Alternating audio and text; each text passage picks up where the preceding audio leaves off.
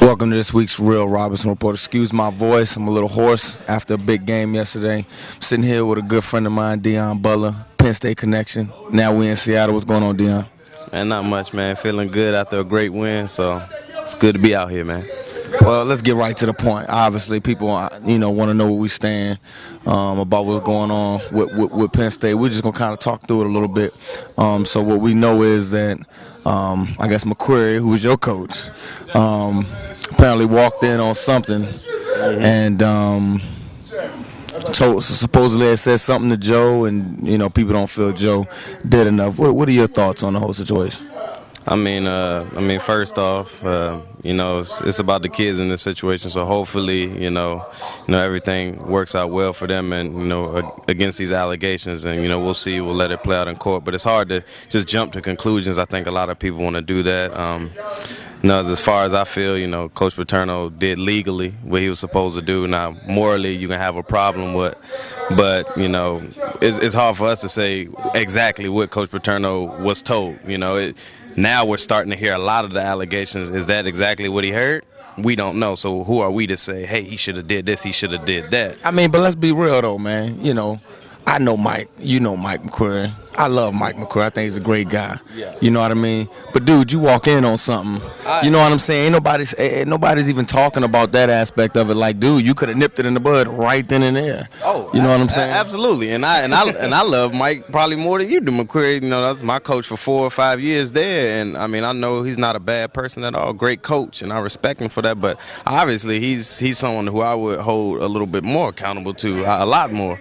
As far as exactly what you saw, only he knows that, and if it is what these allegations are, that should have, something should have been done that day. And how, it's tough for you to be able to walk around the building and see that guy who we see all the time in that building and still say, I can't say anything about it.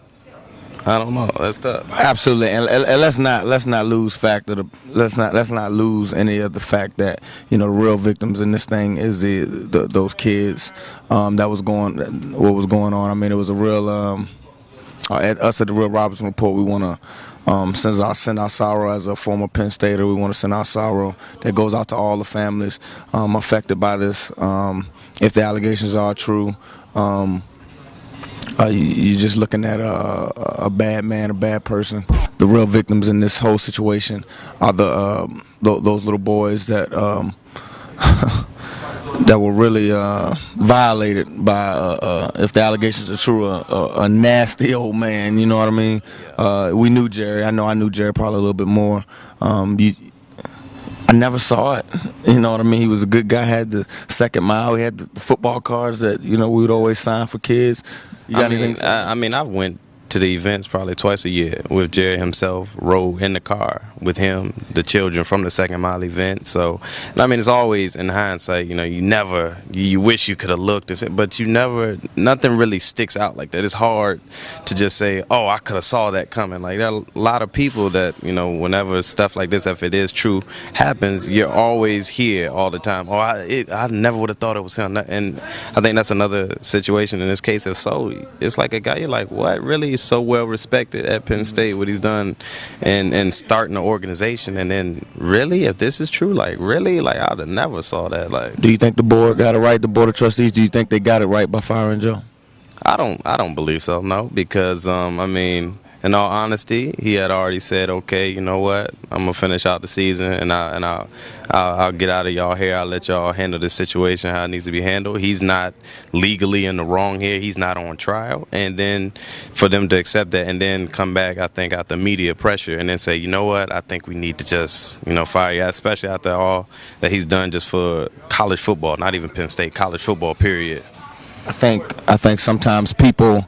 I think maybe some people in Penn State were trying to save maybe a little bit of the Penn State brand, and I think from a straight PR standpoint, I think it was the right thing to do from a PR standpoint, taking feelings out of the way. But by dragging Joe's name through the dirt a little bit in the media, I don't think people realize Joe Paterno and Penn State, that name over the years have become synonymous. You know what I mean?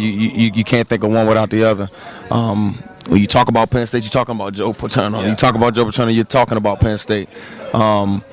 But I've been getting a lot of love. Thank you, all the people on Twitter. Thank you, all the people who've been, chiming in, sending all your thoughts, going on for the football family at Penn State. Again, the real victims are those little boys who were, horribly. I can't even say it. I don't even know what to say. The words to say it. But my thoughts and prayers go out to those families. If there's anything else that we knew, I wish I would have known to try to save some people, man. But anything else you got to say on it, D?